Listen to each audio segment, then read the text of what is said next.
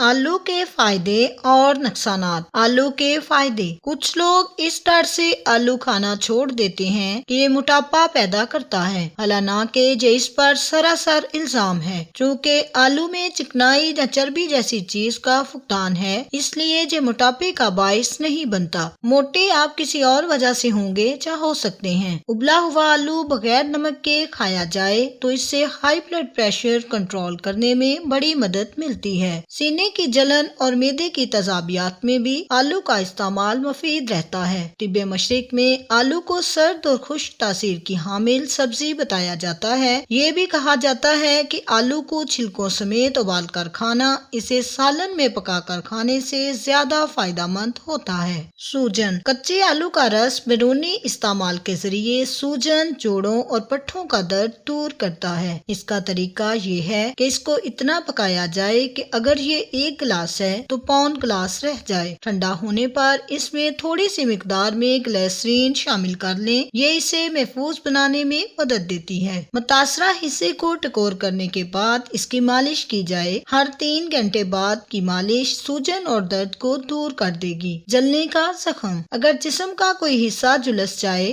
تو کچا آلو کدوکش کر کے رستر گودے کو جلے ہوئے حصے پر لگا دیں، فوراً آرام آ جائے گا اور جلن دور ہوگی۔ زنگ کا داغ۔ اگر کسی کپڑے پر زنگ کا داغ پڑ جائے تو داغ والی جگہ پر کچا آلو کاٹ کر رگڑیں اور فوراً دھو لیں، داغ دور ہو جائے گا۔ قبض۔ طبی طور پر آلو قبض کشا اور پیشاب آور ہے، طبیعت کو آرام دیتا ہے۔ دودھ پیتے بچے کے لیے آلو کا شوربہ اور آلو کا بھرتا مفید ہے۔ گردے کی پتھری۔ یورپ کے ایک ڈاکٹر کا قول ہے کہ گردے کی پتھری میں اگر اور علاج نہ کیا جائے تو آلو کا باقاعدہ استعمال پتھری کو توڑ کر نکال دیتا ہے۔ اس کے ساتھ ساتھ وافر مقدار میں پانی پینا بھی سود مند ہے۔ آلو کے نقصانات۔ اگر آلو اگ گیا ہو تو اسے نہیں کھانا چاہیے۔ آلو استعمال کرتے وقت یہ بھی ذہن نشین رکھنا چاہیے کہ یہ دیر سے ہضم ہوتا ہے، اس لیے قبض کے دوران یا کمزور معدے کی صورت میں آلو استعمال نہیں کرنا چاہیے۔ علاوہ ازاں اس کا زیادہ استعمال معدے میں گیس بھی پیدا کرتا ہے۔